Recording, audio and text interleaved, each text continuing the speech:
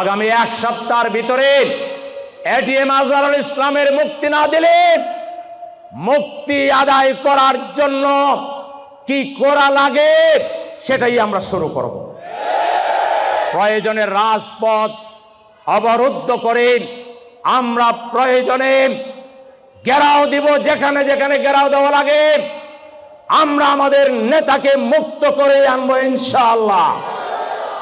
আজকে যদি আল্লাহর আইনে বিচার বিভাগ চলতো, এটিএম আজহারুল ইসলাম কি এখনো জেলে থাকতো? মানবিক কজে ওই দিনই যেদিন দেশ স্বাধীন হলো ওই দিন অথবা তার পরের দিন বিশেষ অর্ডারে এটিএম আজহারুল ইসলাম বাংলাদেশের রাজনীতির এক নক্ষত্রের নাম। এই রাজধানীকে গড়ে তোলার জন্য, বাংলাদেশের মানুষের মুক্তির জন্য তার যে সংগ্রাম, তার যে অবদান, এটা কি আমরা বলতে পারবো?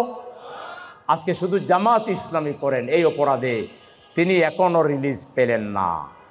আমরা আজকের এই সমাবেশ থেকে দাবি জানাচ্ছি, আগামী এক সপ্তাহের ভিতরে এটিএম আজহারুল ইসলামের মুক্তি না দিলে মুক্তি আদায় করার জন্য কি করা লাগে সেটাই আমরা শুরু করব।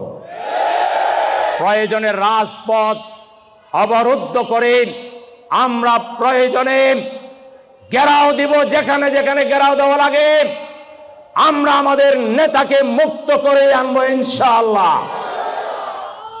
আজকে বড় অবাক লাগে, পতিত স্বৈরাচার বুঝতে পেরেছে রাজনীতির অঙ্গনে জামাত ইসলামীর ভূমিকা কি। সেজন্য আন্দোলন করলো ছাত্ররা, আন্দোলন করলো এদেশের আবাল বৃদ্ধ বনিতা। হ্যাঁ, আমরাও সেই আন্দোলনের অন্যতম স্টেক হোল্ডার, কিন্তু নিষিদ্ধ করলো শুধু জামাত ইসলামীকে, ছাত্র শিবিরকে জামাত ইসলামীকে রাজাকার বলার এক সপ্তাহের মধ্যে আন্দোলনের পারদ আকাশচুম্বী হয়েছিল। আর জামাত ইসলামীকে নিষিদ্ধ করার 72 ঘন্টার মধ্যে 14 গোষ্ঠী সুদ্ধা বাংলাদেশ ছাড়তে বাধ্য হয়েছিল হাসিনা। জামাত ইসলামীর সাথে আল্লাহর রহমত আছে। যারা ষড়যন্ত্র করেন আল্লাহরে একটু ডরায়েন। আমরা কোনো দল বা কোনো নেতার আদর্শ প্রতিষ্ঠার জন্য কাজ করি না।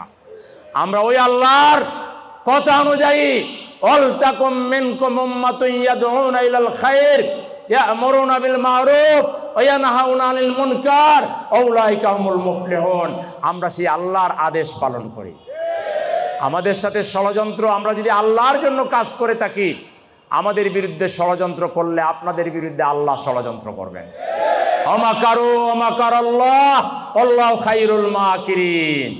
যদি মুসলমান হয়েও আল্লাহকে না ডরান, যদি মুসলমান হয়েও আল্লাহর আইনকে সম্মান না করে মানুষের তৈরি করা আইনের জন্য কাজ করেন, মুসলমান জেনে রাখেন আল্লাহ পরিষ্কার বলেছেন, আমাই ইয়াবতাগি গায়রাল ইসলামি দীনান ফালাই ইউকবালা মিনহু ওয়া হুয়া ফিল আখিরাতি মিনাল খাসিরিন।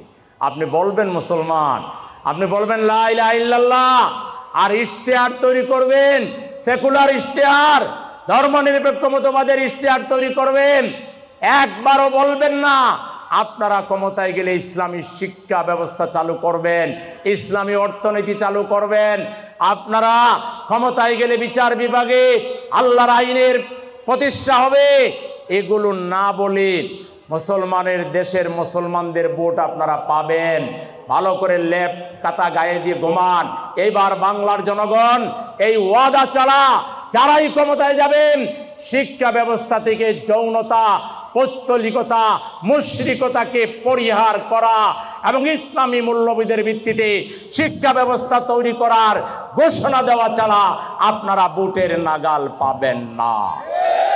সুদমুক্ত অর্থনীতি প্রতিষ্ঠা করে জনগণের মাঝে ব্যাপক ভিত্তিক মানুষ যাতে তার মেয়ের বিয়ের সময়, বছরের শুরুতে ছাত্র ভর্তি করানোর সময়, কিংবা বড় কোনো অসুখ বিসুখ হলে, কিংবা দুর্ঘটনার শিকার হলে তার যখন একটু অর্থকড়ি লাগে, ঋণ লাগে, এই ঋণ বিনা সুদে জনগণকে দিতে হবে। এই ধরনের কাঙ্ক্ষিত ব্যবস্থা ছাড়া, ওয়াদা ছাড়া গতানুগতিক আমরা এন করেঙ্গা তেন করেঙ্গা এইসব কথা বইলা জনগণের ভোট আর পাওয়া যাবে না। এজন্য আমরা জামাতে ইসলামী, আমরা এই দেশে আল্লাহ যে দিন আমাদের জন্য জীবন বিধান হিসেবে পাঠিয়েছেন, সেই দিনের ভিত্তিতে আমরা বিগত 53 বছর লোক তৈরি করেছি। আমাদের তৈরি করা লোকদের মধ্যে 2 জন 3টা মন্ত্রণালয়ের দায়িত্ব পালন করেছিলেন, সমাজ কল্যাণ মন্ত্রণালয়, কৃষি মন্ত্রণালয় এবং শিল্প মন্ত্রণালয়। আমাদের বহু বন্ধু আছেন এই দেশে যারা আমাদের পাঞ্জাবির ভিতরেও মাইক্রোস্কোপ লাগাইয়ে দেখেন কোনো দাগ দুগ আছে কিনা। কিন্তু আমাদের 2 মন্ত্রী 3টা মন্ত্রণালয়ের দায়িত্ব পালন করেছেন। কোনো বাপের বেটার সাধ্য হয় নাই এই কথা বলার যে তারা 2 টাকার দুর্নীতি করেছে। এটাই আমাদের আন্দোলনের সফলতা।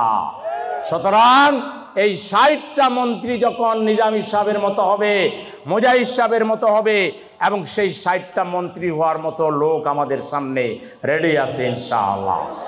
আগামী দিনে জননেতা ডাক্তার শফিকুর রহমান সাহেবের নেতৃত্বে এই পার্লামেন্টে আমরা এদেশের আলেম ওলামা এবং সমস্ত রাজনৈতিক দল থেকে বাছাই করা লোক নিয়ে 300 এমপি বানাতে হবে, যার একজনও সেকুলার পন্থী হবে না।